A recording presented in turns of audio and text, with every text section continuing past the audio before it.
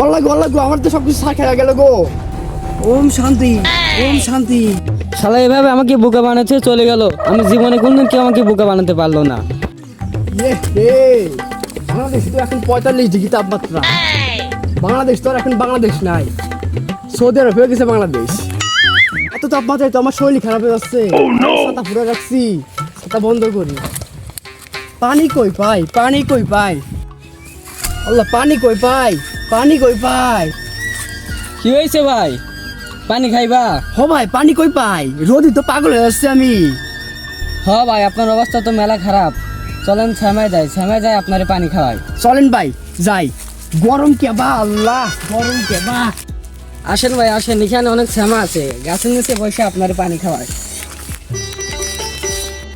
আমার অবস্থা তো খুব খারাপ ভাই, আগে পানি দেন তো। পানি কই ভাই আমার কাছে তো পানি নাই। 7 আপ আছে। বাংলাদেশের যে তাপমাত্রা, বাংলাদেশ তো এখন সৌদি আরব হয়ে গেছে। আমি সবসময় 7 আপ কাছেই রাখি। ভাই ঠান্ডাই দেন ভাই, আমার খুব গরম লাগছে ভাই। ওয়াল্লাহ গো আমি তো শেষ হয়ে গেলাম। আগে ঠান্ডাটা খাই নেই, তারপর বাঁচলে পরে তুই খাইস। ওয়াল্লাহ গো আমার তো সবকিছু সার খেয়ে গেল গো, আমি তো মরে গেলাম গো। ঠিক আছে আপনি আগে নেন। ভাই আপনি ভালো কাজ করছেন, অনেক উপকার করছেন ভাই। আগে ছাতিটা ফুরাই লই গো, পুরো সারকা হয়ে গেল গো। আল্লাহ গো, ওম শান্তি।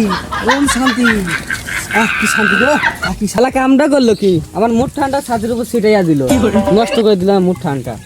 ভাই আপনি কি পাগল হয়ে গেছেন, এসব কি করতেছেন? আমি ভাবলাম যে আপনার গলা শুকিয়ে কাঠ হয়ে গেছে, এই জন্য আপনাকে আমি 7 আপটা দিলাম। আপনি 7 আপ না খায় ছাদের উপর ছিটাচ্ছেন কেন এভাবে? ওম শান্তি। কি শান্তি রে। ভালো জ্ঞান, উপকার করছো ভালো কথা, উপকার করছো জন্য ভালো করবা।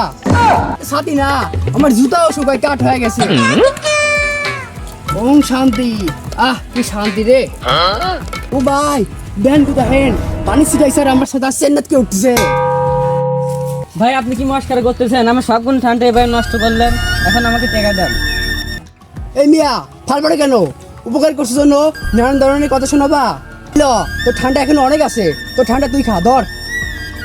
ভালো বসে পথে তো পড়ে গেলাম, ওই মেয়ে টাকা দিয়ে যান। কি এর টাকা, আমাকে কি পাগল পাইছেন? আমার মতো চালাক কেউ নাই। ধন্যবাদ ভাই, আমার সাঁতারে অনেক শান্তি পাইছে, আমার জুতাটা অনেক শান্তি পাইছে। এখন আমি যাই। শালা এভাবে আমাকে বোকা বানাচ্ছে চলে গেল। আমি জীবনে কোনদিন কেউ আমাকে বোকা বানাতে পারলো না।